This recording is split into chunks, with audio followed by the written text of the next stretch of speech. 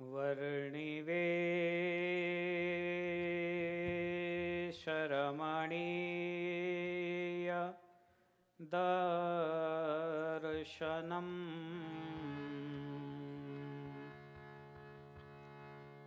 મંદહાસરુચિરા નનાંબુજમ પૂજિતં સુરનરોત્તમૈર્મુદા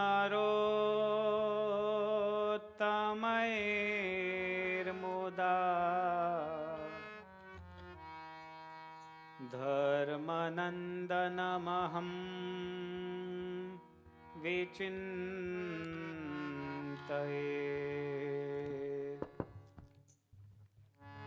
ઓમ અવતારિણે શ્રી સ્વામિનારાયણાય નમો નમઃ. ઓમ શ્રી હરિ કૃષ્ણાય નમો નમઃ. ઓમ શ્રી પૂર્ણ પુરુષોત્તમાય નમો નમઃ. ઓમ શ્રી સહજાનંદ સ્વામિને નમો નમઃ. બોલો સ્વામિનારાયણ ભગવાન કી જય. શ્રી હરિ કૃષ્ણ મહારાજની જય. શ્રી લક્ષ્મીનારાયણ દેવની જય. શ્રી રાધા કૃષ્ણ દેવની જય. શ્રી સિયાવર રામચંદ્ર ભગવાનની જય. શ્રી સિદ્ધેશ્વર મહાદેવની જય. શ્રી વિઘ્ન વિનાયક દેવની જય. શ્રી કષ્ટભંજન દેવની જય.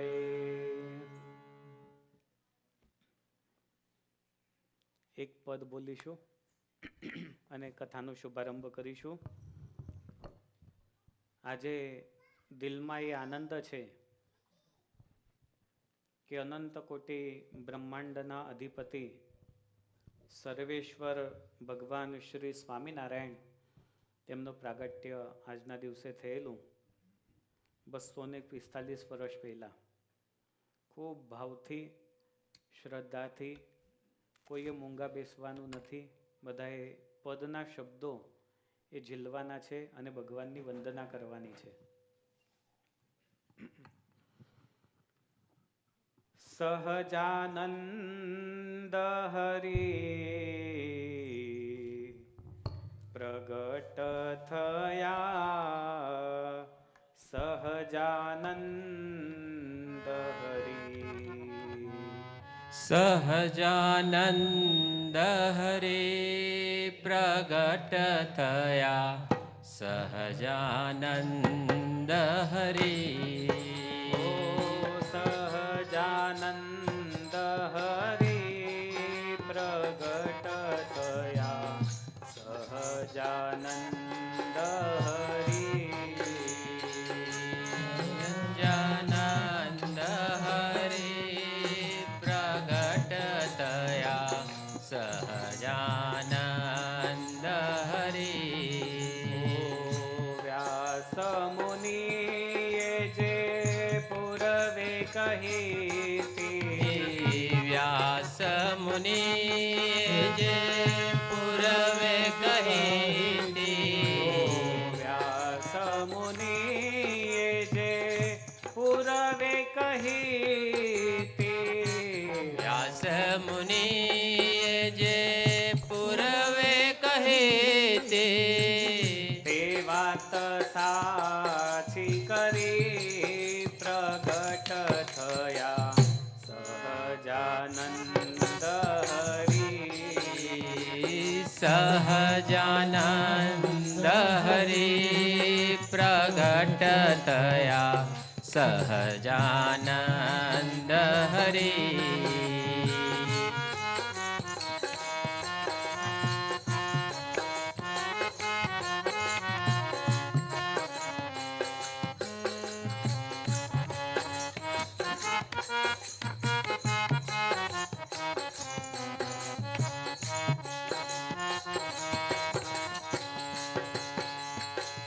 કૌશલ દેશમાં પ્રગટ પોતે, કૌશળ દેશમાં પ્રગટ્યા પોતે.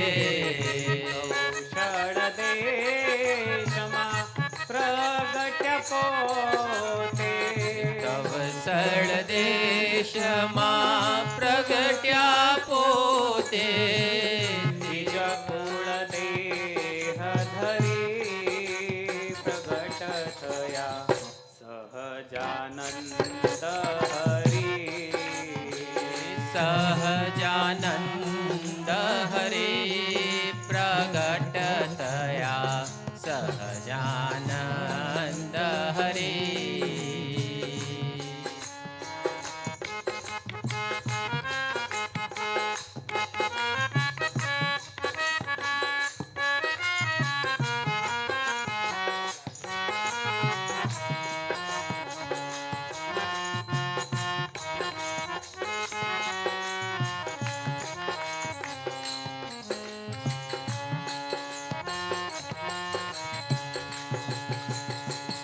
અધર્મ કેરા મૂળ ઉખાડી, ધર્મ કેરા મૂળ ઉખાડી.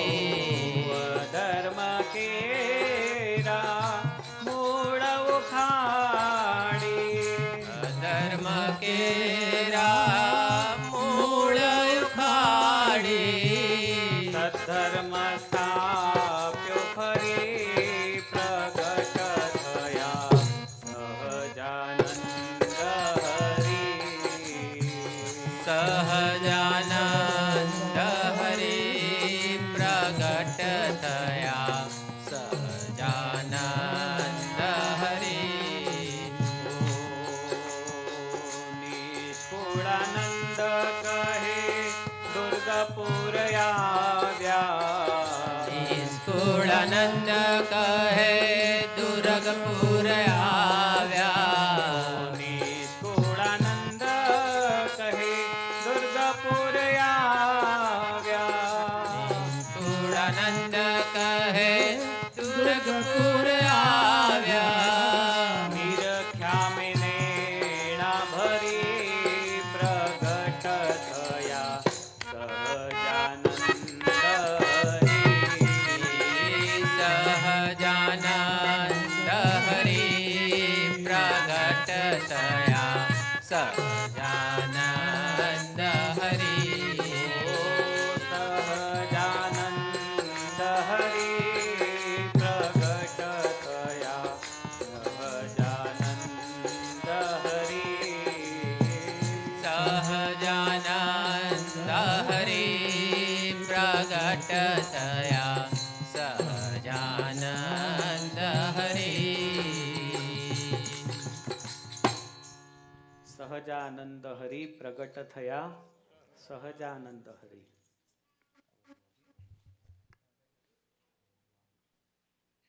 આજે 245 વર્ષ ભગવાન શ્રી હરિને આ ધરતી ઉપર પ્રગટ થવા માટે થયા. તો આપણા આરાધ્ય ભગવાન શ્રી હરિકૃષ્ણ મહારાજ એમના ચરણમાં વંદના કરીએ. ભગવાન શ્રી હરિના પ્રાગટ્યની આ દિવ્ય સભા, એની અંદર આજે ભગવાનના સાનિધ્યમાં તમે જ્યારે બધા કથા શ્રવણ કરવા માટે ભેગા થયા છો, ત્યારે વિદ્વાન સદગુરુ શાસ્ત્રી મુક્ત પ્રકાશદાસજી સ્વામી, આપ ઉપસ્થિત સૌ વડીલ, નાના મોટા ભાઈઓ ભાઈઓ બધા હરિભક્તો સૌને જય સ્વામિનારાયણ. જય સ્વામિનારાયણ. ફરાળ કર્યું ને બરાબર? કે કોઈના એકટાણા છે? કોને નકોરડી છે આજે? હાથ ઊંચો કરો તો. આખો દિવસ નકોરડી. પેલો રઘુવીર છે.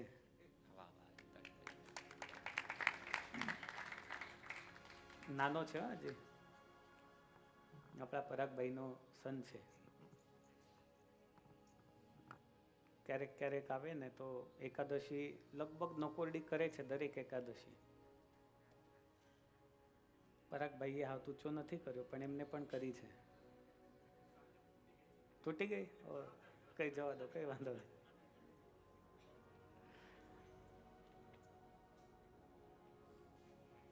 ભગવાનનું પ્રાગટ્ય, એના હેતુઓ એ શાસ્ત્રોની અંદર બતાવેલા છે. જેમ કે શ્રીમદ ભગવદ્ ગીતાનો આધાર લઈએ તો ભગવદ્ ગીતા કે યદા યદા હિ ધર્મસ્ય ગ્લાનિર્ભવતિ ભારત અભ્યુત્થાનમધર્મસ્ય તદાત્માનં સૃજામ્યહં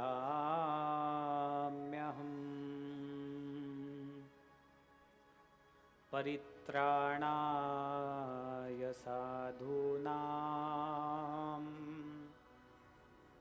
વિનાશાય ચ દુષ્કૃતાં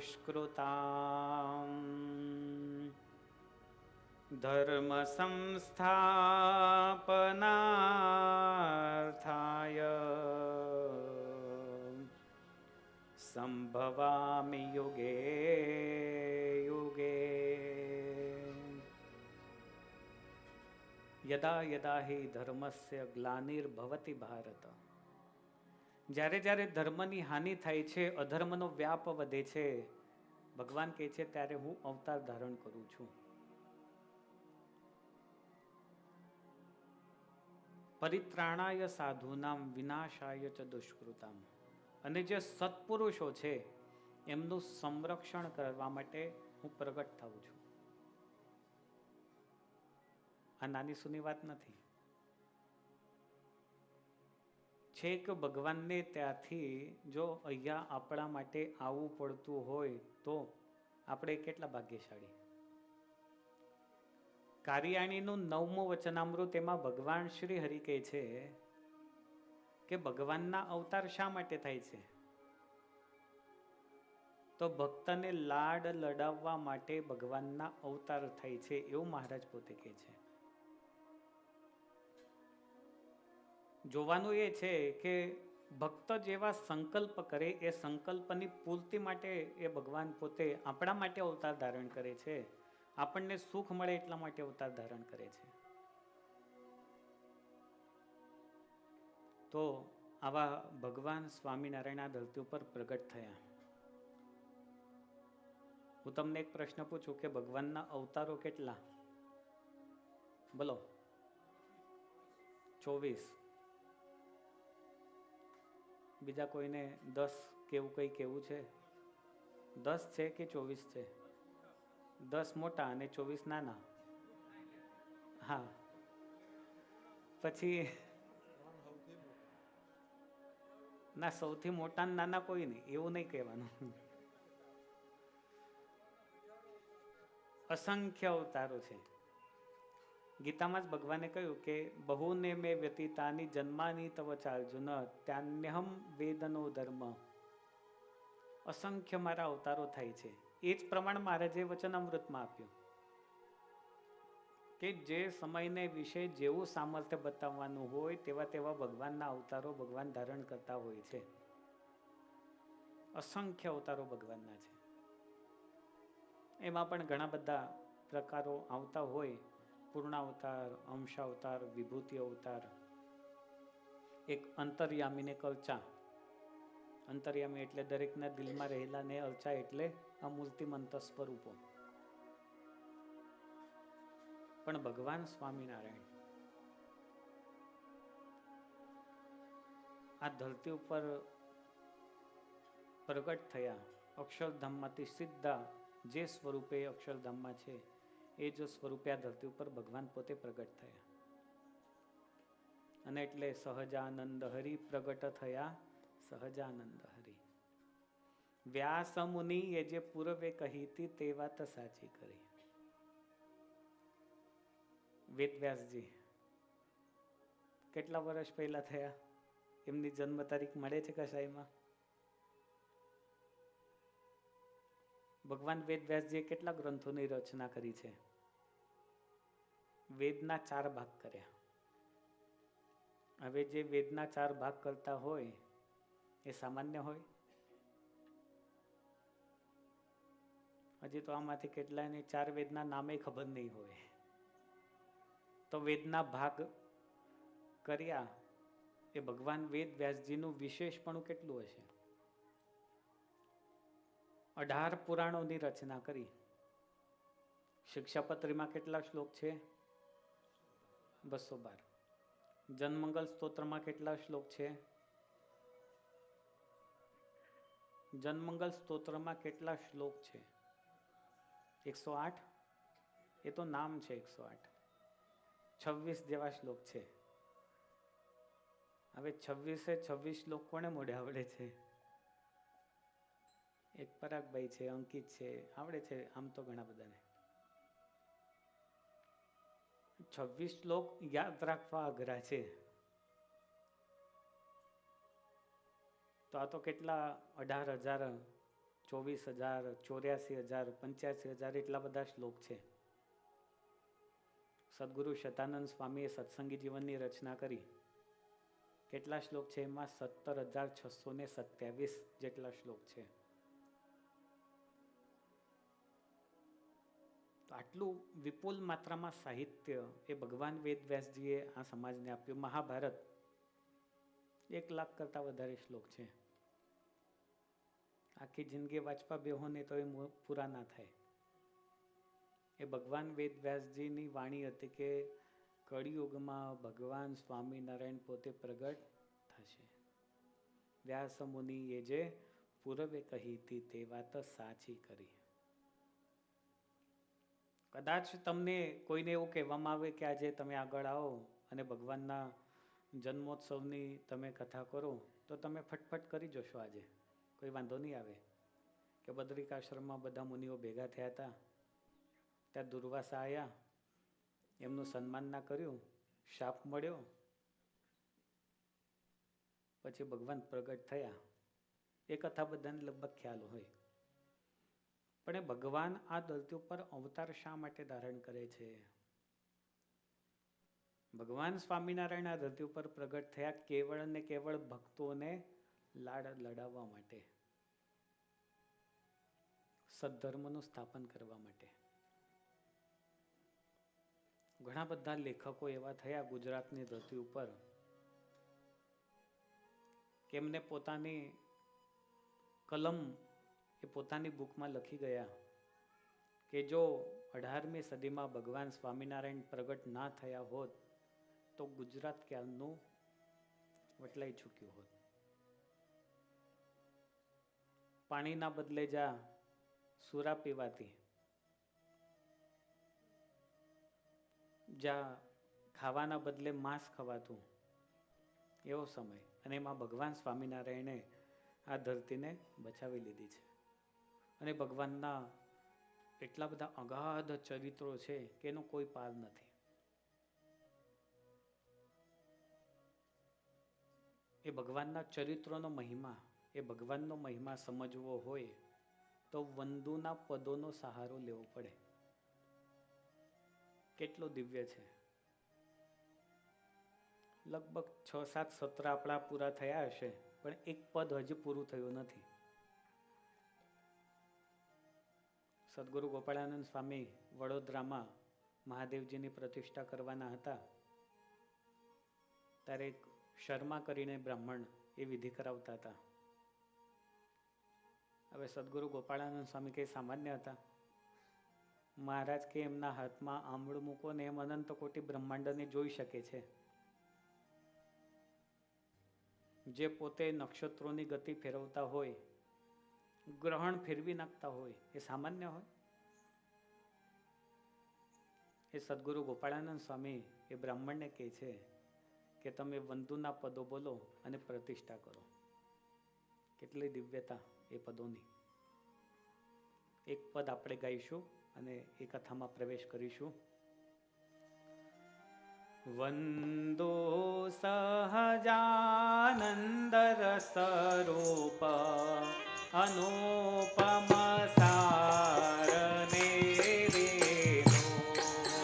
વંદુ સહજાનંદ રસરૂપ અનુપમ સારને રે લો. વંદો સહજાનંદ રસરૂપ અનુપમ સારને રે લો.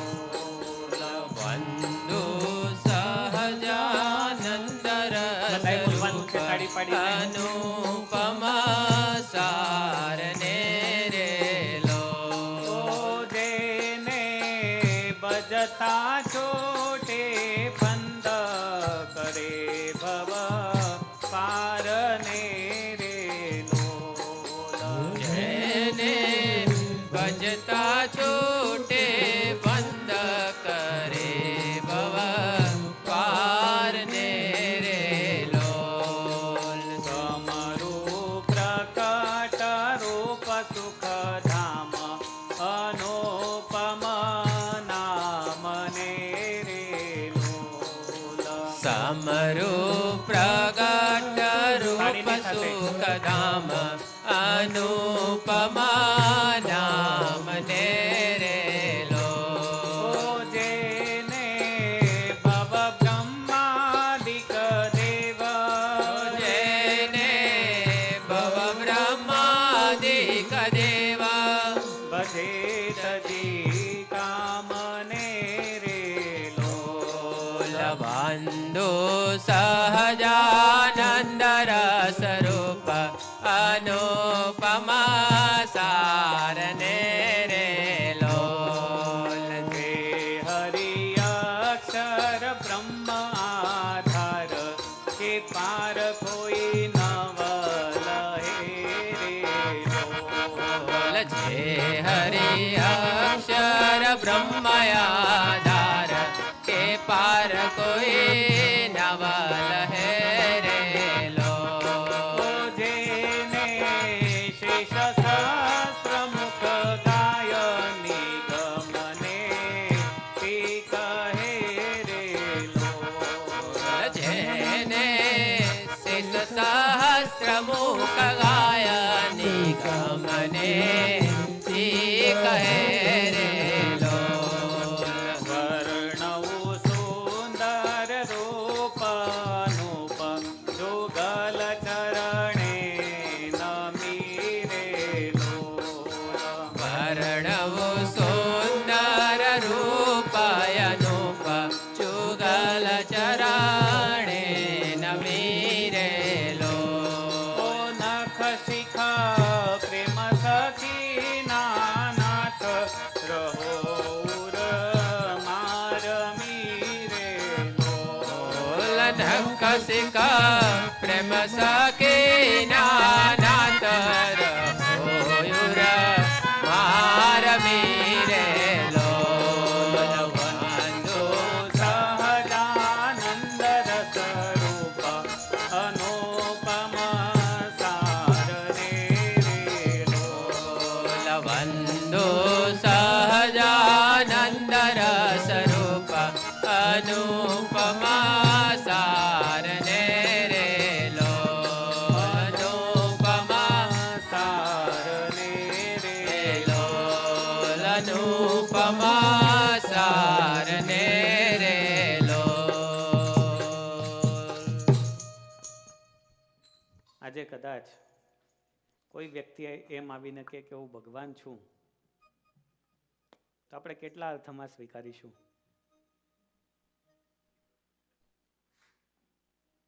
એ તો મહિમા છે. બાકી તો સ્વીકારનારા પણ કદાચ મળી તો જાય.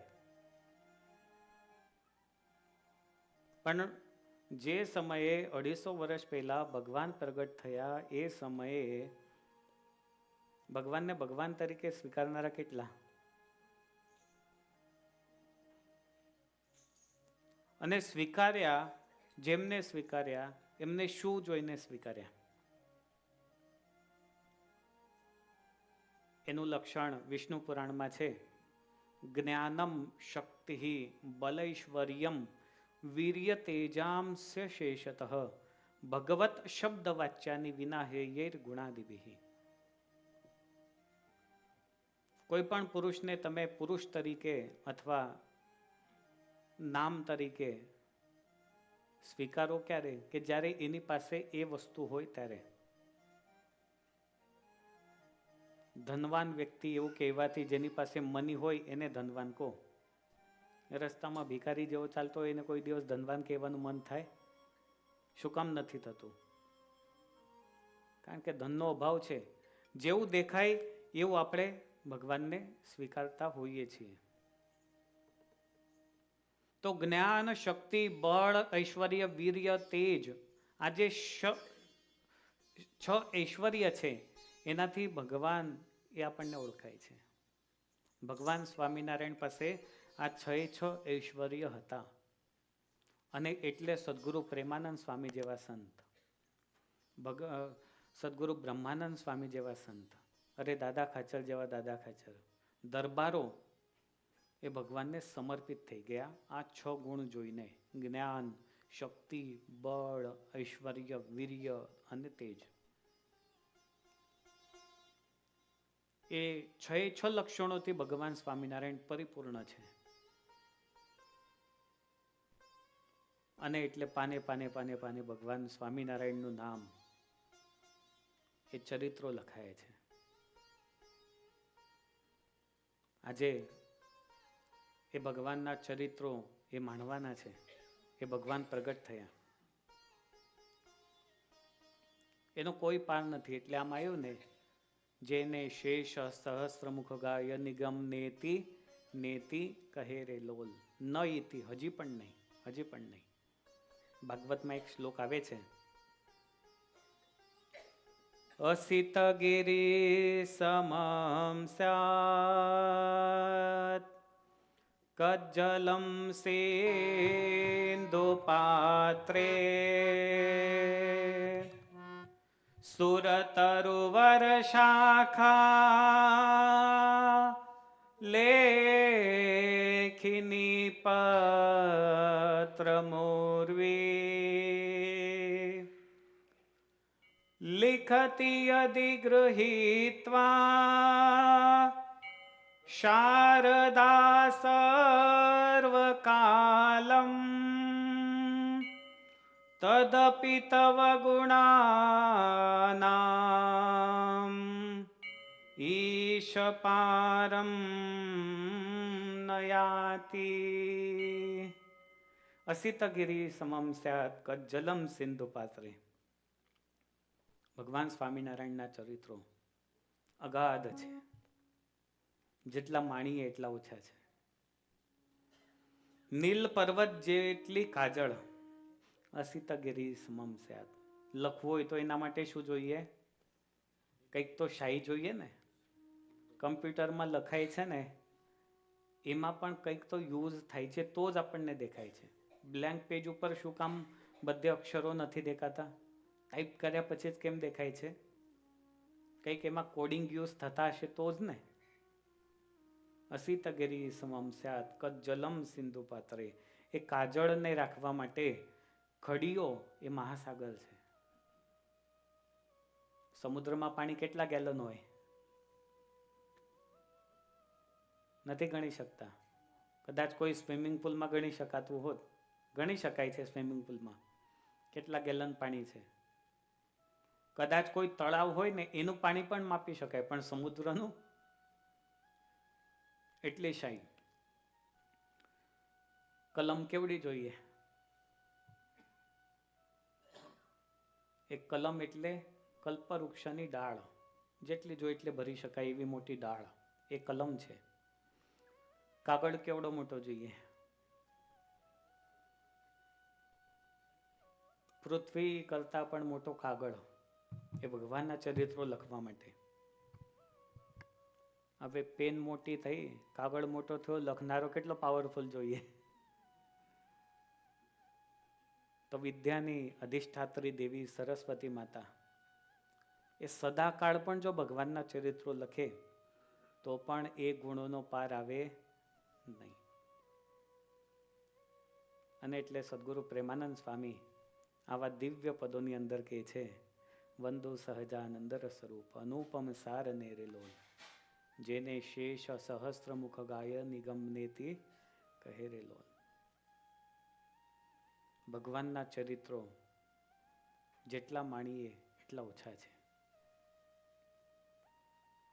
ભગવાન જે ચરિત્ર કરે છે આ ધરતી ઉપર પ્રગટ થઈને, એ આપણા માટે કરે છે. આપણને સુખ મળે એટલા માટે કરે છે. અને ભક્તો પણ એમાંથી રસાસ્વાદને પ્રાપ્ત કરે છે, ભગવાનના ચરિત્રોમાંથી. એટલે ઘણા ભક્તો જ્યારે કથાની વાત આવે ને ત્યારે લગભગ કહેતા હોય કે ભગવાનના ચરિત્રો એમાં વધારે વિશેષ આનંદ આવે. તમને એક સામાન્ય પ્રશ્ન કહું કે એક વાત કહું કે ભગવાનના ચરિત્રો સાંભળવાથી તમને બધાને આનંદ આવે છે? આવે? હવે તમારી બાજુમાં કોઈ સારો વ્યક્તિ રહેતો હોય, એ ઝીરોમાંથી હીરો થયો હોય અથવા હીરોમાંથી ઝીરો થયો હોય, તો પણ તમે એની વાત કોઈને કરો ત્યારે મજા આવે ખરી? અથવા સાંભળો ત્યારે મજા આવે ખરી? શું કામ નથી આવતી? અમિતભાઈ, શું કામ ના આવે? કારણ કે એની જે ક્રિયા છે એ સ્વાર્થિક છે. જ્યારે ભગવાનની ક્રિયા છે એ નિસ્વાર્થ ભાવનાથી હોય, અને એટલે એને લીલા ચરિત્ર એવું આપણે કહીએ. ભગવાન સ્વામિનારાયણે આ કાર્ય આ ધરતી ઉપર કરેલું છે. પોતાના ભક્તોને કેવી રીતે સુખ મળે એના માટે મહારાજ પોતે પ્રગટ થયા. નિમિત્ત મહારાજે પોતે દુર્વાસા મુનિના શાપને બનાવ્યું છે. સત્સંગી જીવનમાં એની બહુ વિસ્તૃત કથા પણ છે.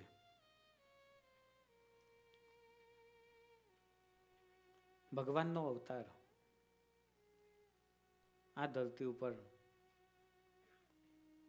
સૌના કલ્યાણ ને સુખ માટે તો થયો, પણ ઘણાય વ્યક્તિઓને એવો પ્રશ્ન થાય કે ભગવાન અવતાર શા માટે ધારણ કરતા હશે? અવતારવાદ એ દરેક ધર્મ એ સ્વીકારેલો છે, એવું નથી ખાલી હિન્દુ ધર્મમાં જ છે.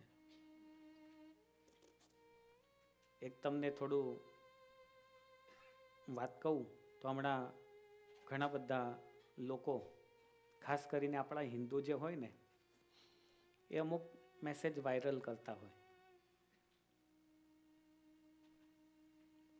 એના માટે મોટા સંતો એક શબ્દ વાપરતા, બુદ્ધિથી દાદર થઈ હોય એવા,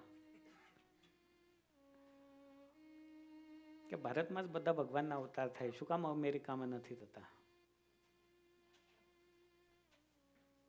હવે અમેરિકા જેવો દેશ હોય એ બધું જો ખરા રસ્તા વસ્તા કેવા. ભારતમાં જ બધા થાય, કારણ કે ભારત અંધશ્રદ્ધાળુ દેશ છે. એવું આપણા કહેનારા છે બધા. પણ આજે જે ભારત દેખાય છે એના કરતા પણ વિશાળ ભારત એ પૂર્વના સમયમાં હતું, જેને અજનાબ ખંડ એવું કહેવાય. આ સંપૂર્ણ ધરતી એક હતી અને બધું જ ભારત કહેવાતું. ધીમે ધીમે ધીમે ટુકડા થતા થતા થતા થતા થતા છેલ્લે એક ટુકડો વધ્યો, જે ભારત અત્યારનું આપણે કહીએ. પણ પ્રારંભિક નામ અજનાબ ખંડ એવું નામ. અને એમાં જ બધા ભગવાનનું પ્રાગટ્ય થયેલું છે. એ આપણને ખબર નથી એટલે આપણે આવા તર્ક વિતર્ક કરતા હોઈએ. આટલો મોટો હિમાલય હોય, આટલા બધા વૃક્ષો જેને રચ્યા હોય, આવડી મોટી ધરતી જેને રચી હોય, તો એ ભગવાન તો સામાન્ય તો ના હોય. એના કાર્ય પણ સામાન્ય ના હોય અને એનું ફળ પણ સામાન્ય ના હોય. તો ભગવાન આ ધરતી ઉપર અવતાર ધારણ કરે ને એના માટે કોઈક વસ્તુને નિમિત્ત બનાવે છે, કોઈ ને કોઈ વસ્તુને. હિમાલયની ધરતી, હમણાં 4 ધામની યાત્રામાં આવ્યા હતા, એ બધા હિમાલયને માણેલો છે. કેટલા સુંદર વૃક્ષો, ઝરણાનું પાણી કેવું હતું દાદા? નવીન દાદા પીધું હતું? મીઠું હતું કે કડવું હતું? એના બોટલને ટક્કર મારે ને એવું પાણી હોય. અને ઘણી વખત એવું થાય છે કે અનેક ઔષધિઓને સ્પર્શ કરીને આવેલું એ પાણી પીવો ને તો ઘણા બધા રોગો ઓટોમેટિકલી પણ દૂર થઈ જાય. એ હિમાલયનું પાણી દેશ વિદેશમાં બધે વેચાય છે. એ હિમાલય, એમાંય બદ્રિકાશ્રમ, કેટલું સુંદર એનું વર્ણન છે. બદ્રિકાશ્રમ, એની અંદર ભગવાન નરનારાયણ પોતે વિરાજમાન હોય. નર અને નારાયણ, સામે અનેક દિવ્ય ઋષિ મુનિઓ એ ભગવાનની કથાનું રસપાન કરવા માટે આવેલા હોય. ધર્મપિતા, મૂર્તિ દેવી, આ બધા જ ત્યાં આવ્યા. પછી તો અનેક પ્રાણીઓ પણ ત્યાં જુદી જુદી રીતે પરિભ્રમણ કરતા હોય, પરસ્પર વૈર વિસરીને. જ્યાં દિવ્યતાનો અનુભવ હોય ને ત્યાં કદાચ વૈરનો પણ અભાવ થાય. સદગુરુ ગોપાળાનંદ સ્વામીએ રાજકોટની બોરડી પાસે ફક્ત એટલું કીધું કે પ્રત્યક્ષ પુરુષોત્તમ નારાયણ તારી નીચે આવ્યા પણ તારો સ્વભાવ ના છોડ્યો. અને બોરડીએ બધા કાંટા ખેરવી દીધા, બોલો. અને આજે પણ એ બોરડી પ્રત્યક્ષ ત્યાં ઊભી છે. એવા ને એવા બોર આપે છે. અને બોરનું બી તમે લાવ ને અને વાવો તો એમાંથી પાછા કાંટાવાળી બોરડી થાય છે. એને કાંટા આવે પણ આ બોરડીને નથી. કેવી કરામત અને કેટલી દિવ્યતા. ત્યાં કાયમ ને કાયમ બદ્રિકાશ્રમમાં ગંગા નદી વહેતી હોય છે. એ બદ્રિકાશ્રમની અંદર મરીચાદિક મુનિઓનું ભવ્ય સંમેલન થયેલું. નરનારાયણ ઋષિના દર્શનાર્થે બધા આવેલા હતા અને પ્રભુએ આવવાનું કારણ પૂછ્યું. જ્યારે હિમાલયની યાત્રા કરવાની થાય ને ત્યારે ત્યાં ચોક્કસ દિવ્યતાનો ક્યારેક ને ક્યારેક અનુભવ થાય. એ જે આવેલા ને એ બધાએ કરી લીધો છે અનુભવ, એને વર્ણવી ના શકાય કોઈની પાસે. ત્યાં કેટલાય દિવ્ય મુક્તો કેટલાય રૂપે કદાચ ફરતા હોય, એવું પણ હોય. અને એટલે આપણી યાત્રામાં એક હતું કે જે પણ કોઈ પણ વ્યક્તિ દેખાય ને એને તરત જ બધા ડોનેશન આપી દેતા. કોરા કોરા બંડલો બહુ બધા લીધા હતા. જે દેખાય એને આપવાનું, જે દેખાય એને આપવાનું. કોણ જાણે કોઈ દિવ્ય મુક્ત પાસે આપણું ધન ગયું હોય. એવી હિમાલયની ધરતી જ્યાં મુક્તોની ખાણ છે. દરેક દિવ્ય રૂપે ત્યાં વિરાજમાન હોય. ભારત ભૂમિમાં જ્યારે સર્વત્ર અધર્મનો વ્યાપ થયો ત્યારે અનેક ઋષિ મુનિ એ ભગવાન નરનારાયણ પાસે આવ્યા છે. નરનારાયણ ભગવાનના દર્શન કરીને ખૂબ આનંદ થયો, ભગવાનની સ્તુતિ કરી છે. અદ્ય ધન્ય વયમ સ્વામિન સ્ત્વત્પાદાંબુજ દર્શનાત બહુવીર દિવસૈ પ્રાપ્તમ મનોરથમ ફલમ ત્વિદ. મુનિઓએ આ ધરતી ઉપર જે અધર્મ વ્યાપેલો છે એના કષ્ટનું નિરૂપણ કર્યું નરનારાયણ ભગવાન પાસે. કે હવે ધર્મની મર્યાદા કોઈ રહી નથી. જેઓ બધા વિષયાસક્ત બનેલા છે, કામ, ક્રોધ, લોભ ઇત્યાદિ દોષોથી બધા પીડાય છે. એનું થોડું ઘણું વર્ણન એ રામચરિત્ર માનસમાં પણ આવે છે. બરન ધર્મ નહી આશ્રમચારી, શ્રી રામ જય રામ જય બરન ધર્મ નહી આશ્રમચારી, શ્રી રામ જય રામ જય જય રામ. શ્રુતિ વિરોધરત સબ નર નારી, શ્રી રામ જય રામ જય જય રામ. વિજ શ્રુતિ બેચક ભૂપ્ર પ્રજાસન, શ્રી રામ જય રામ જય જય રામ. વિજ શ્રુતિ બેચક ભૂપ પ્રજાસન, શ્રી રામ જય રામ જય જય રામ. કોઈ નહીં માન નિગમ અનુશાસન, શ્રી રામ જય રામ જય જય રામ. કોઈ નહીં માન નિગમ અનુશાસન, શ્રી રામ જય રામ જય જય રામ. વરણ ધર્મ નહીં આશ્રમચારી, શ્રી રામ જય રામ જય જય રામ. આ ધરતી પર કેવું પાપ વ્યાપેલું છે તો એનું વર્ણન કર્યું કે ગૌ હત્યા, પંચ મહાપાપ, પરદારા સંગ, બ્રહ્મ હત્યા, આ બધામાં પ્રજા આસક્ત થયેલી છે. કળિયુગનો પ્રભાવ એ અત્યંત વ્યાપેલો છે. પતિ પત્ની આ બંને વચ્ચે ઐક્ય નથી. પતિઓ પત્નીની સેવા કરનારા થયા છે. આવી વિકટ પરિસ્થિતિ એ કળિયુગની થયેલી છે. નારી બિભસ નર સકલ ગોસાઈ, નાચહી નર મરકટ કી નાઈ. નારીઓ સ્વચ્છંદી બની છે, સ્વતંત્રતાને પામી છે. આ પ્રકારે જ્યારે વર્ણન કરતા હતા, દિવ્ય સંવાદ ચાલતો હતો. બધા ભગવાન નરનારાયણ સાથે ઐક્ય પામેલા હતા.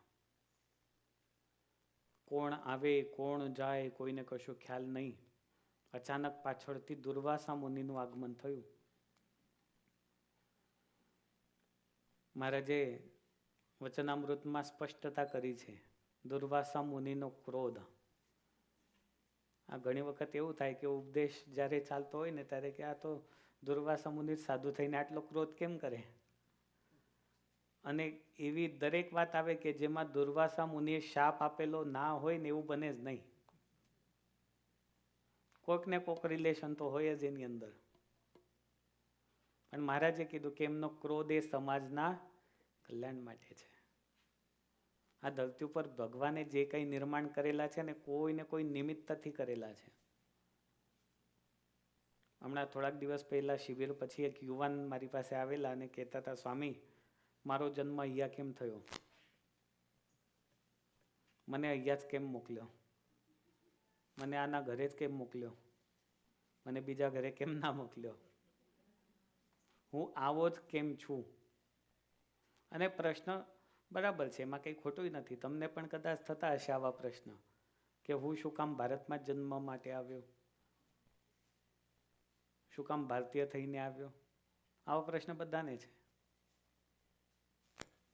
પણ કોઈને કોઈ નિમિત્તથી કોઈને કોઈ પ્રકારનો કર્મ સંબંધ જ્યાં સુધી હોય ત્યાં સુધી આ બધું ચાલ્યું આવે.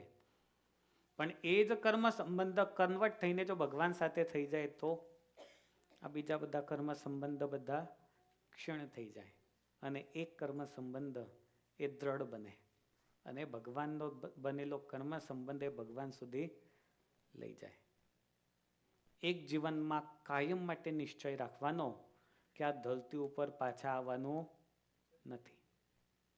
ગમે એટલા પૈસા હોય, ગમે એટલું ધન હોય, ગમે એટલા ઘર હોય, પાછા માણસ બનીને તો આવવાના જ નથી. કાં તો કીડો થઈને, કાં તો સાપ થઈને, કાં તો ઈયળ થઈને આવવું પડશે. ભારતમાં છે ને કેટલાક ખેતરોમાં પેલા નાના નાના મંદિર બનાવે છે. શેના મંદિર કહેવાય છે? ના ના, એ બધા જુદા જુદા નામ હોય. એ ગોગા તો બધા પણ એ નાના મંદિર છે ને એ પીર કહેવાય છે ને બધા લગભગ પીર કહે છે. એક પથરો મૂકે. હવે જે વાસનાવાળા હોય ને, આ મારું ખેતર, આ મારી જમીન, આ મારો કૂવો, હમણાં મરતી ટાણે કૂવો ગળાવે, પાણી આવીને મરવાનું થયું. એટલે એવા જે વાસ્તવિક જીવાતમાં હોય એ બધા ક્યાં આવે? પાછા ખેતરમાં જાય. એટલે પછી છેલ્લે એમને શરીર આપવું તો પડે, તો પથરાનું શરીર આપે કે ભાઈ તમે અહીંયા રોકાવ, આ તમારું મંદિર, આ તમારું ઘર નાનકડું. કપડાં શું તો સિંદૂર ચડાવી દેવાનો આખા વર્ષનો એકાદ વખત. તિથિ આવે ત્યારે કંઈક ને કંઈક આપી દેવાનું, ખાવા પીવાનું, બાકી પતી ગયું. આવી સ્થિતિ ના થાય. એક નિશ્ચય રાખવાનો કે ભગવાનના ધામમાં હવે જવું છે, બીજે ક્યાંય જવું નથી. હા, ભગવાનના ધામમાં જવું છે એવો નિશ્ચય કરીએ, પણ એના માટે એવું જીવન પણ બનાવવું પડે. એના માટે પોતે પોતાને ચકાસવાના છે, શું મારું જીવન ભગવાન સુધી પહોંચવા માટે લાયક છે કે નથી. જોબ કરવા માટે વ્યક્તિ જાય તો ત્યાં એના ક્વોલિફિકેશન ચેક થાય છે. એક તો પહેલાં આઈડી કાર્ડ હોય તો અંદર એન્ટ્રી મળે, બાકી ગમે તે હોય ના મળે, પાસ. એને જે ડ્રેસ કોડ નક્કી કરેલો હોય એ ડ્રેસ કોડ. હવે આપણો ઓરિજિનલ ડ્રેસ કોડ શું હતો ખબર છે? ધોતીઓ અને શર્ટ. આજે તો આપણે ધોતિયા બધાએ ક્યાં જબ્બો, શર્ટ નહીં જબ્બો. આ વાત તમને ખબર છે લાલાભાઈ? તો ધોતીઓ આ બધા ઠીક છે, પણ તમે જૂના લોકો પણ ધોતીઓ પહેરવાનો અભ્યાસ રાખશો ને તો સારું કહેવાય.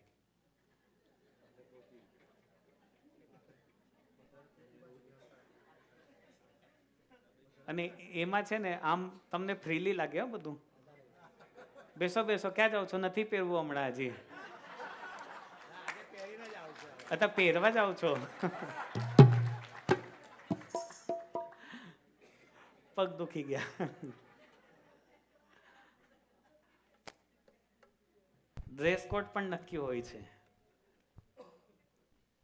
તો ભગવાન સુધી પહોંચવાનું છે, ભગવાનના થઈને રહેવાનું છે, એના માટે આપણે કેટલા એક્ટિવ છીએ એ પણ આપણે પોતે ચકાસવાનું છે. અધર્મ વ્યાપેલો છે તો દેખાય છે ઋષિ મુનિઓને, પણ નરનારાયણ ઋષિ શું કહે છે કે જે અધર્મ વ્યાપેલો છે આપણે એમાં ધર્મ પ્રવૃત્તિ કેટલી કરી છે એ પણ નરનારાયણ ઋષિએ અહીંયા વાત મૂકેલી છે. બધા એક સરખી ભગવાન નરનારાયણ ઋષિની વાત સાંભળે છે અને દુર્વાસા મુનિ પાછળથી આવ્યા. કોઈને ખ્યાલ ના રહ્યો, અજ્ઞાન વશ બધા જાણી ન શક્યા કે પાછળથી દુર્વાસા મુનિ આવ્યા છે. પણ દુર્વાસા મુનિને થયું કે આ બધાએ મારું અપમાન કરેલું છે અને એટલે ક્રોધાયમાન થઈને એ બધાને શાપ આપ્યો. સર્વેપી યોયમ માનુષ્યમ લભંતે વો ઋષાદયઃ કલ્ય ધર્માઢ્ય સૂરેભ્ય તત્ર કષ્ટમ ચ ભૂરિશ. હે ઋષિઓ, તમે બધા અસુરોથી કષ્ટને પામો. તમે બધા સ્વતંત્રતાવાળા વિચારધારાવાળા થયા છો. હવે અહીંયા સમજવાનું એ છે, આપણે થોડાક સ્પીડમાં જઈએ છીએ કે અસુરોથી તમે કષ્ટને પાવો મો એવું શું કામ કીધું? અસુરો તો ઓલરેડી હતા જ. એ તો વાત કરતા જ હતા કે ધરતી ઉપર અધર્મ વ્યાપેલો છે અને આવી પરિસ્થિતિ છે.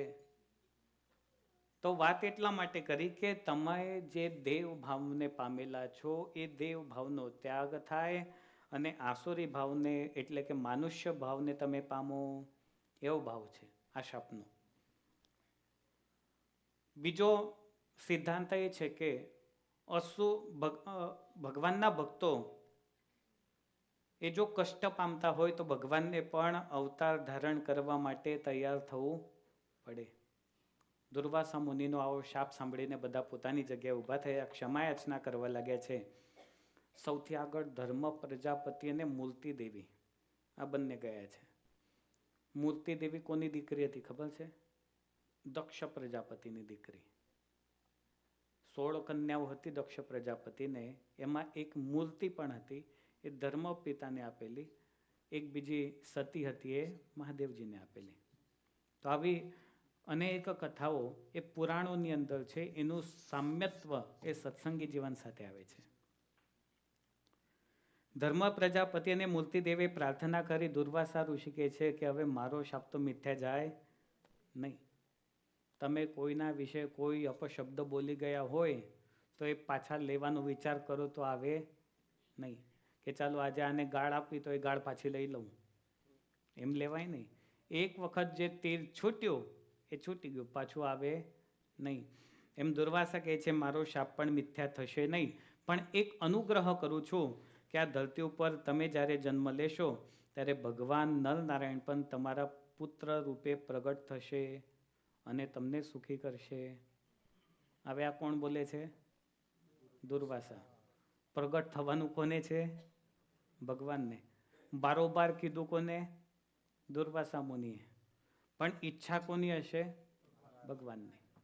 ભગવાનની ઈચ્છાથી જ દુર્વાસા મુનિના અંતરમાં પ્રેરણા થઈ. ભગવાને નિમિત્ત દુર્વાસા મુનિને બનાવ્યા અને આ રીતે ભગવાને પ્રગટ થવા માટે આ ચરિત્ર કર્યું. દુર્વાસા મુનિ ત્યાંથી વિદાય થઈ ગયા. ભગવાને બધાને સાંત્વના આપી કે તમારું હું કષ્ટ દૂર કરીશ અને પૃથ્વી ઉપર તમે બધા જ જન્મ જુદી જુદી જગ્યાએ ધારણ કરશો, પણ અવશ્ય હું તમારા રક્ષણ માટે આ ધરતી ઉપર આવીશ. એ સમયે ધરતી ઉપર યજ્ઞ યાગાદિક બંધ થયેલા હતા. કેટલાય મંદિરો તોડી પાડવામાં આવેલા. આપણે સાંભળીએ ને, મંદિરો તોડી પાડ્યા મુસલમાનોએ, તો બધા અસુરો કહેવાય. જગ્યાનું મંદિર તોડીને ત્યાં મસ્જિદ બનાવી દે, ત્યાં દરગાહ બનાવી દે. કેટલાય મંદિરો આજે પણ એવા છે કે જે હજી પણ જ્યાં ભગવાનનું શિવલિંગ હોય કે ભગવાનની કોઈ મૂર્તિ હોય પણ ઉપરથી મસ્જિદ બની ગઈ હોય. તો એ સમયની આ વાત છે. મદ્ય, માંસ, મૈથુન, મુદ્રા આદિ બધાનું સેવન, પરસ્ત્રી સંગ, બ્રહ્મ હત્યા, આ બધું જ ત્યાં થાય છે. અને આવા સમયે ભગવાનનું પ્રાગટ્ય થવું અત્યંત જરૂરી છે. પણ ભગવાન પ્રગટ ક્યારે થાય? જ્યારે ધર્મ પ્રજાપતિ અને મૂર્તિ દેવી આ ધરતી ઉપર પ્રગટ થાય ત્યાર પછી. ધર્મનું પ્રાગટ્ય બે રીતે થાય છે. એક તો ભગવાનની ઈચ્છાથી અને બીજું જ્યારે અધર્મની વૃદ્ધિ થાય ત્યારે. એટલે ધર્મ પ્રજાપતિ સૌથી પહેલા સરયુ નદીના કિનારે ઇટ્ટાર નામનું ગામ છે ત્યાં પ્રગટ થયા છે. અને ભક્તિ દેવી તેમનું પ્રાગટ્ય એ છપૈયા ગામમાં થયું છે. ભગવાન આ બંને પ્રગટ તો થયા, પણ બંનેનો લગ્ન સંસ્કાર પણ નક્કી થયો. પછી તો ધર્મ પ્રજાપતિ, ધર્મપિતા અને ભક્તિ દેવી આ બંને ક્યાં રોકાયા છે? છપૈયામાં રોકાયા છે. ખૂબ સમૃદ્ધિ એમની પાસે.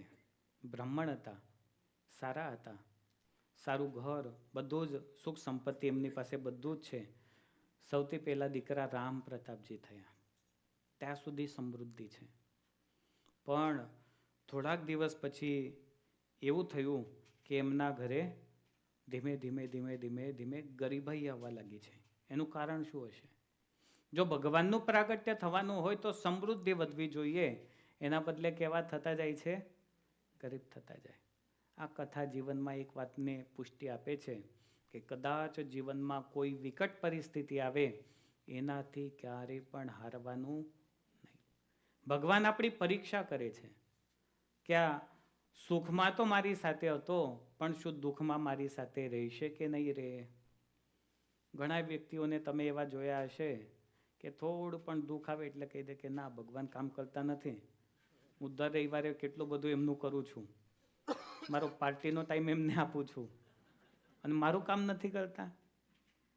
તો ભગવાનને કંઈ ભજવા, જે થોડું દુઃખ આવે ને એ ભગવાનની ભક્તિ કરી હોય તો ભગવાન આપણા સુખ માટે લાવે છે એ દુઃખ.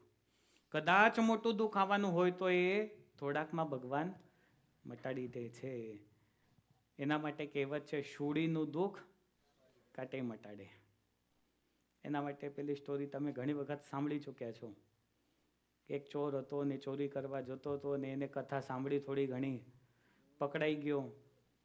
બીજા બધા ચોરને શૂળીએ લટકાઈ દીધા ને આ કાંટો લાગેલો એટલે કથામાં બેસી ગયો તો બચી ગયો. એટલે શૂળીનું દુઃખ કેવું મટે છે? કાંટે મટે છે. દુઃખથી ક્યારે હારવાનું નહીં. આજે ધર્મ પિતા અને ભક્તિ દેવીના જીવનમાં ઘણું બધું દુઃખ આવ્યું છે. અસુરો એમને પીડવા લાગ્યા છે. શાપ હતો. પૂર્વજન્મના એવા કોઈ કર્મ કદાચ થઈ ગયા હોય તો એના લીધે આપણને કોઈ પીડતા હોય. અને એક વાત ચોક્કસ છે, આ બધા ચરિત્રો સાંભળવા માટે આનંદ આવે છે પણ જીવનને ઘણું બધું શીખવી જાય છે. જો કદાચ આપણને કોઈનાથી પીડા થતી હોય તો એવું માની લેવાનું કે કદાચ પૂર્વજન્મમાં મારાથી આને પીડા થઈ હશે એટલે આ મને પીડા આપે છે, સ્વીકારી લેવાનું.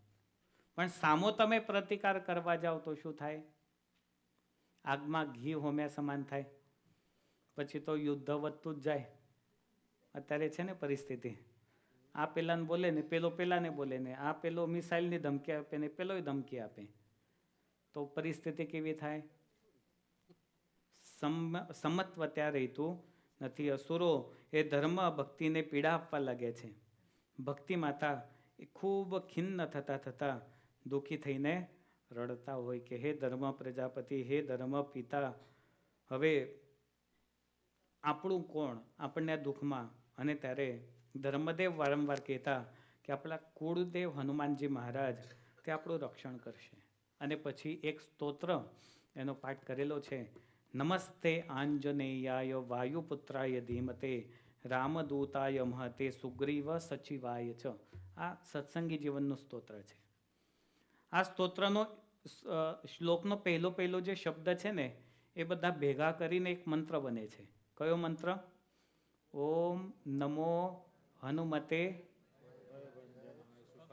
સુખમ.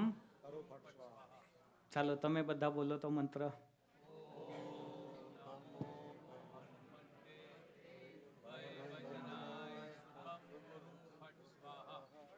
સુખમ કરું કે કુરું? કુરું કે કરું? કુરું. તો કરું એટલે હું સુખ કરું છું એવું થાય ને, તો કુરું કેમ કીધું? બે ત્રણ જણા કરું બોલ્યા, મને બરાબર લાગ્યું. આ મંત્રનો એક એક શબ્દ જે સ્ટાર્ટિંગ શ્લોકના છે ને, ધર્મ પિતાએ રચેલું સ્તોત્ર એમાંથી લીધેલો છે અને આ મંત્ર બનેલો છે. ઓમ નમો હનુમતે ભયભંજનાય સુખમ કુરુ ફટ સ્વાહા. આવું સરસ મજાનું સ્તોત્ર એનો પાઠ કરવા લાગ્યા છે.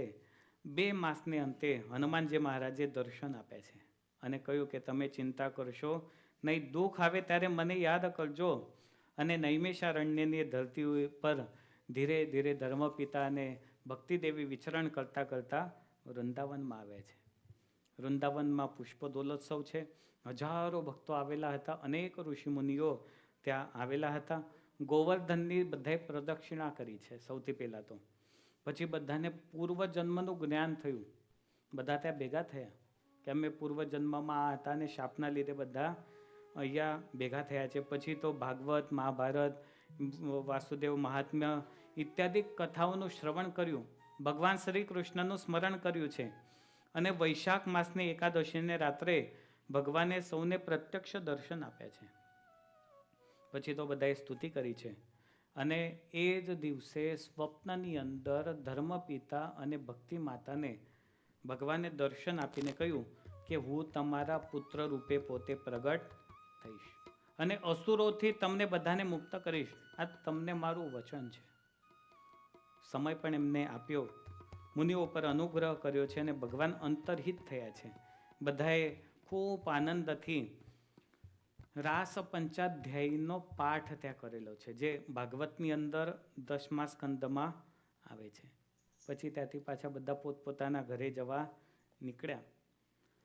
ત્યાર પછી ધર્મપિતા અને ભક્તિ માતા એ ત્યાંથી ખૂબ આનંદથી ભગવાન પ્રગટ થવાના છે એવા સમાચાર સાંભળીને ત્યાંથી આનંદથી નીકળ્યા છે.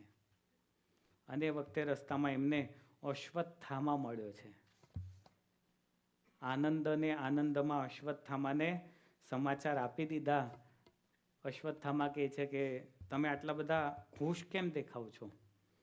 એટલે આમને કીધું કે અમારે ત્યાં તો પ્રત્યક્ષ ભગવાન પોતે પ્રગટ થવાના છે એવા સમાચાર આપ્યા છે. અશ્વત્થામા છે ને એ ચિરંજીવી છે, આજે પણ છે. 8 ચિરંજીવી કહેવાય છે, એની અંદર અશ્વત્થામા પણ આવે છે. તો આજે પણ એ બધે તેલ માગતો ફરે છે. મધ્યપ્રદેશની અંદર એક કિલ્લો છે.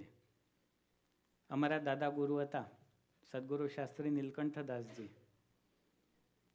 એ બાજુ જ્યારે સત્સંગનું વિચરણ કરતા હતા ને ત્યારે એમને અશ્વત્થામા દેખાયો. અને અશ્વત્થામા શું માગે ખબર છે? તેલની યાચના કરે કે તમે મને તેલ આપો. પણ તેલ શું કામ? એને અહીંયાથી જે મણી કાઢ્યો ને પછી અહીંયા એને જખમ થઈ, અને જખમ ઉપર આજે પણ એને તેલ લગાડવું પડે છે. એટલે અશ્વત્થામા એ ચિરંજીવી છે અને આજે પણ બધે પરિભ્રમણ કરે છે. હનુમાનજી મહારાજ તેઓ પણ ચિરંજીવી છે, આજે પણ એ પણ બધે વિચરણ કરતા હોય. હનુમાનજી મહારાજ જ્યાં જ્યાં કથા થતી હોય ત્યાં ત્યાં હનુમાનજી મહારાજ બધા અવશ્ય આવે છે. આ અશ્વત્થામાની વાત તો કીધી, પણ અસુરો પણ એટલા બધા આજુબાજુ હતા. તો આ અશ્વત્થામા એ કહે છે કે તમારો પુત્ર ક્યારેય પણ શસ્ત્રને ધારણ કરશે નહીં. હવે શસ્ત્રને જો ધારણ નહીં કરે તો અસુરોનો વધ કેવી રીતે થશે? અશ્વત્થામાને એવું થયું કે કદાચ જે રીતે શ્રી કૃષ્ણ ભગવાને દુર્યોધનને માર્યો એ રીતે આ પણ શસ્ત્રથી મારશે. પણ એવું નહીં, ભગવાન સ્વામિનારાયણ સંત રૂપે પ્રગટ થયા, એમને કોઈ અસુરને ક્યારે પણ માર્યા નથી. તમે જુઓ જોબનપગી જેવા જોબનપગી, એને માર્યો નથી ભગવાને, એનું હૃદય પરિવર્તન કરાવ્યું. અને કેટલું ગજબનું હૃદય પરિવર્તન! એ વખતે કહેવત બની ગઈ હતી ગધેડાની ગાય કરે સ્વામિનારાયણ. અને જોબનપગી પણ સ્વીકારતા હતા કે હું પેલા ગધેડા જેવો હતો ને ગાય જેવો કરનાર કોણ છે? આ સ્વામિનારાયણ છે. પછી તો હનુમાનજી મહારાજે એમને ઘણી બધી સાંત્વના પણ આપી છે. અને ત્યાંથી ધીમે ધીમે ધીમે પાછા છપૈયા તરફ ધર્મપિતા અને ભક્તિ માતા આવ્યા છે. રામ પ્રતાપજી તેઓ ત્યાં હતા જ. આ પ્રમાણે હવે પોતાના ગામમાં આવ્યા પછી પાછા જેવી સ્થિતિ હતી એવી ને એવી સ્થિતિ, અસુરો વધુને વધુ એમને પીડવા લાગ્યા છે. કોઈ પણ રીતે અસુરો એમને મુકતા નહીં. અને છેલ્લે એક જ આશ્વાસન મળતું કે ભગવાન પ્રગટ થશે અને આ બધા દુઃખમાંથી આપણને મુક્ત કરશે. આશ્વાસન હંમેશા જીવનમાં રાખજો કે ભગવાન પ્રગટ થઈને આપણા બધા જ દુઃખોને મટાડવાના છે. એવા આશ્વાસન સાથે હંમેશને માટે જીવન જીવવાનું આપણે અવશ્ય શીખી લેવું જોઈએ. ધીમે ધીમે ધીમે ધીમે સુખના સમય આવતા ગયા છે.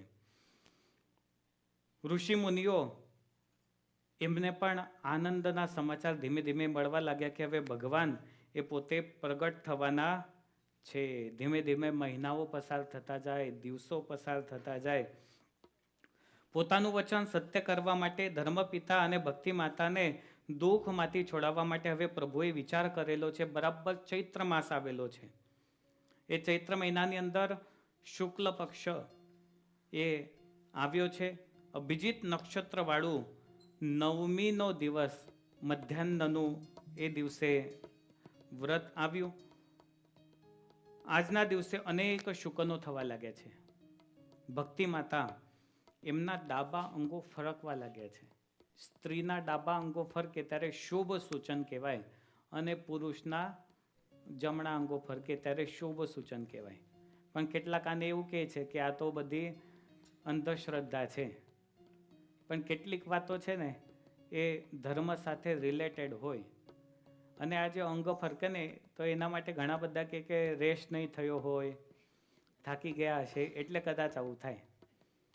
તમે સાચું કહેજો, તમે રેસ્ટ કરો છો ક્યારે?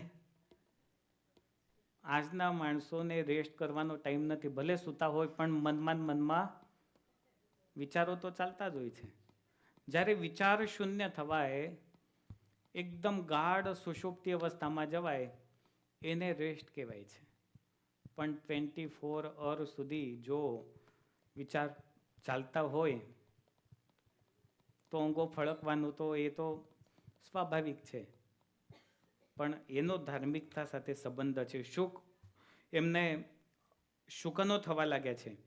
ભક્તિ માતા એ ધર્મપિતાને કહે છે કે મારા ડાબા અંગો ફરકે છે એટલે નક્કી જ મારા ઘરે પ્રભુનું હવે પુત્ર રૂપે પ્રાગટ્ય થશે. ધર્મપિતા પણ ખુશ થયા છે. કહ્યું કે હા દેવી, ભગવાને આપણને વચન આપેલું છે, માટે ભગવાન આપણે ત્યાં અવશ્ય પ્રગટ થશે. બ્રાહ્મણો પણ આકર્ષાઈને એ બાજુ આવેલા છે. કેવું જુઓ, જ્યારે ભગવાનનું પ્રાગટ્ય થવાનું છે તો ઓટોમેટિકલી બધી પ્રકૃતિ એ ભગવાન તરફ આકર્ષાય છે કે અહીંયા ભગવાન પ્રગટ થશે. બ્રાહ્મણો એ ધર્મપિતાના આંગણામાં આવવા લાગ્યા. વેદ મંત્રોના ઉચ્ચારણ ચાલુ થયા છે. સાંજનો સમય થયો છે. વિપ્ર કુમારીઓ, વિપ્ર પત્નીઓ આજે ધર્મપિતાના ઘરે આવીને આનંદના મંગલ ગીતો ગાય છે. રાત્રિનો એક પ્રહર વીતી ગયો. જ્યાં બીજો પ્રહર ચાલુ થયો ત્યાં સૂતિકા ગ્રહમાં ભક્તિ દેવીએ પ્રવેશ કરેલો છે. સંપૂર્ણ ગામ એ તેજોમય બનેલું છે. કળિયુગની વાત છે આ. સંપૂર્ણ ગામમાં તેજ પ્રસર્યું, દિવ્ય તેજ. એ તેજને જોઈને એવું લાગ્યું કે આજે ખરેખર અહીંયા કોઈ દિવ્ય મહામુક્ત એમનું પ્રાગટ્ય થવાનું હોય એવું સૌ ગામના લોકોએ જાણી લીધું છે. યજ્ઞના ધુમાડાઓ, યજ્ઞના અગ્નિ એ ધુમાડા રહિત બની ગયા છે. ધુમાડામાંથી અગ્નિમાંથી ક્યારે ધુમાડો ન આવે એવું બને? એક અનુમાન પ્રમાણ છે. એની અંદર બતાવાય છે કે યત્ર યત્ર અગ્નિ તત્ર તત્ર ધૂમઃ.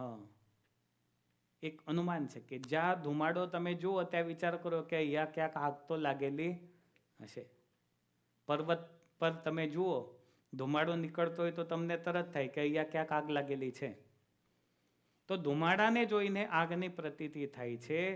એ જ પ્રમાણ એ એક અનુમાન છે. તો આ યજ્ઞ અગ્નિ એ ધુમાડા સિવાયના બન્યા એ કેવી રીતે શક્ય? પણ ભગવાનનું પ્રાગટ્ય થવાનું છે એટલે પ્રકૃતિ આ બધું સ્વીકારી લીધું. બધે આનંદ થવા લાગ્યા છે. દેવતાઓ પણ આકાશમાંથી મનુષ્ય દેહ ધારણ કરીને ધર્મદેવના ઘેર આવવા લાગ્યા છે. અનેક ઋષિ મુનિ દિવ્ય સ્વરૂપે ત્યાં ભગવાનને ત્યાં આવ્યા છે અને ભગવાનની દિવ્ય સ્તુતિ કરી છે. વાણી મંગલ રૂપિણી ચ હસિતમ યસ્યાસ્તિ વૈ મંગલમ નેત્રે મંગલદે ચ દોર્વિલસિતમ નૃણાં પર મંગલમ વક્त्रं મંગલકૃચ્ચ પાદચલિतं યસ્યાખિલં મંગલં સોયં મંગલમૂર્તિરાશુ જગતો નિત્યં ક્રિયાન મંગલમ. ભગવાનની સ્તુતિ કરી. ધર્મપિતાને ભક્તિ માતાને ઋષિઓ શુભ આશીર્વાદ આપી રહ્યા છે કે આજે તમારે ત્યાં પુરુષોત્તમ નારાયણ એ પુત્ર રૂપે પ્રગટ થવાના છે. આજે તો તમે સુખી બની ગયા, આજે તમે ધન્ય બની ગયા. આયુષ્યમાન હો, આયુષ્યમાન હો, દીર્ઘાયુ ભવો, પુત્રવાન ભવો, સંપત્તિવાન બનો. આ પ્રમાણે ઋષિ મુનિઓ આશીર્વાદ આપે છે. આકાશમાંથી પુષ્પવૃષ્ટિ થવા લાગી છે. આજે દેવતાઓ પણ નૃત્ય કરવા લાગ્યા છે. એની અંદર તાંડવ નૃત્ય થતું હોય, અનેક પ્રકારે પુષ્પવૃષ્ટિ થતી હોય અને આ તેજના અંબાની વચ્ચે આ નૃત્યને જોવા માટે અનેક લોકો એ ભગવાન તરફ આકર્ષિત થઈને એ નૃત્યને માણી રહ્યા છે. જટાટવી ગલજ્જલ પ્રવાહ પાવિત સ્થલે ગલેવલમ વ્યલંબિતાંબુજંગ તુંગ માલિકામ ડમડ ડમડ ડમડ ડમડ ડમડનિનાડમડવર્યમ ચકાર ચંડ તાંડવમ તનોતુ ન શિવ શિવમ જટાકટા સંભ્રમ બ્રહ્મન્યલિંપનિર્જરી વિલોલવીચિ વલ્લરી વિરાજમાન મૂર્ધને ધગત ધગત ધગત વલલ્લલાટપટ્ટ પાવકે કિશોર ચંદ્રશેખરે પ્રતિક્ષણમ મમ. આ પ્રમાણે જોઈને દેવતાઓના આશીર્વાદ, ઋષિમુનિઓના આશીર્વાદ જઈને ભક્તિ માતા ખૂબ આનંદિત પામે છે. છપૈયામાં આજે આનંદ પમાતો નથી, માતો નથી. આજે સંપૂર્ણ ધરતીનો આનંદ એકલા છપૈયામાં આવેલો હોય એટલે નંદ સંતોએ પદોની રચના કરી. આનંદ આજ ભય અવની પર અધર્મ તમ ભયો નાશો. બહુ સરસ મજાના પદ છે. કોઈને ખબર પણ ના પડે કે ભગવાન આ ધરતી ઉપર અવતાર ધારણ કરવાના છે. વિક્રમ સંવત 1837 એ સાલ છે. વિરોધકૃત નામનું વર્ષ છે. હવે જુઓ, ભગવાને મુહૂર્ત પણ કેવું પસંદ કર્યું. સૂર્ય ભગવાન ઉત્તરાયણમાં જતા રહ્યા છે. ચૈત્ર એટલે નૂતન વર્ષનો પ્રારંભ થાય છે. વસંત નામનો ઋતુ. વસંત લૌકિક સંત અલૌકિક આજ અલૌકિક ગાવે. વસંત અલૌકિક એ જ્યારે પ્રગટ થતું હોય ત્યારે વસંત નામની ઋતુ. ચૈત્ર માસ છે, શુક્લ પક્ષે પડવો ગયો, બીજ ગઈ, ત્રીજ ગઈ, ચોથ ગઈ, પાંચમ ગઈ, છઠ ગઈ, સાતમ ગઈ, આઠમ ગઈ અને નવમનો દિવસ. વાર છે સોમવાર. પુષ્ય નક્ષત્ર છે.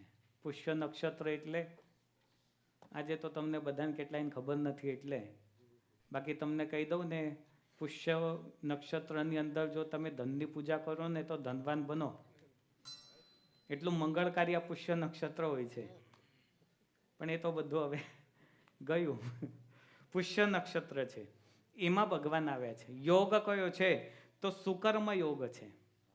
આ બધા જે જ્યોતિષના વિધાનો છે ને એની અંદર ભગવાનનું પ્રગટ થાય છે, પ્રાગટ્ય થયેલું છે. કૌલવ નામના કરણ અને વૃશ્ચિક લગ્ન છે. ગુરુ ગ્રહે સહિત શશીથી યુક્ત છે.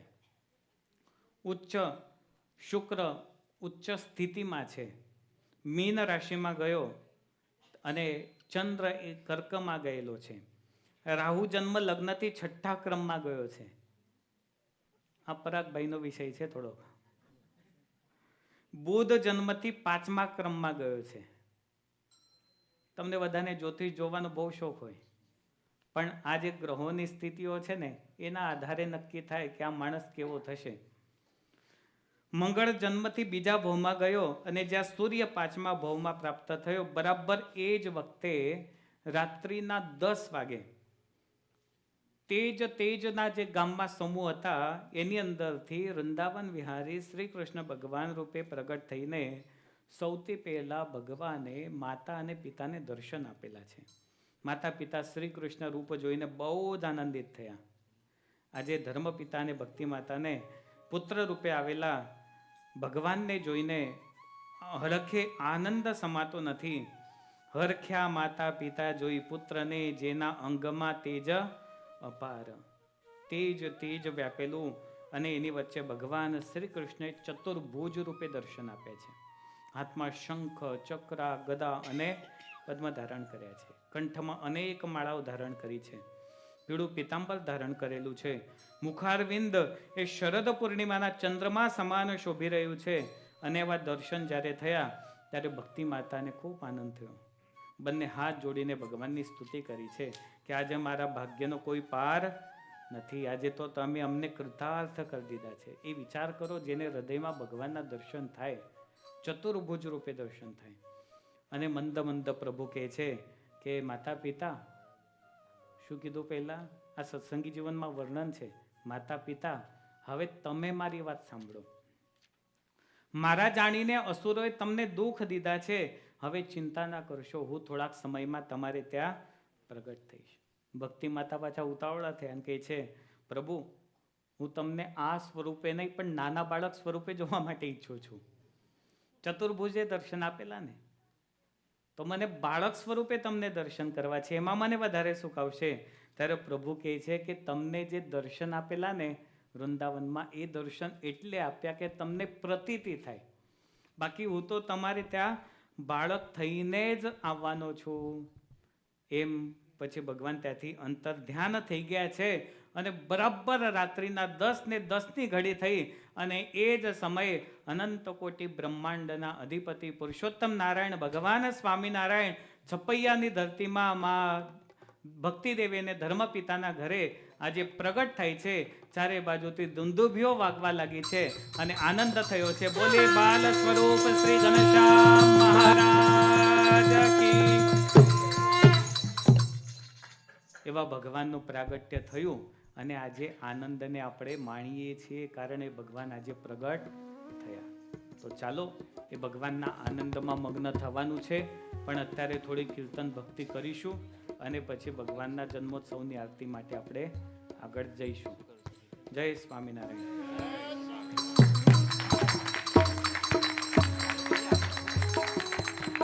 ચાલો ઝડપથી કીર્તન ભક્તિ.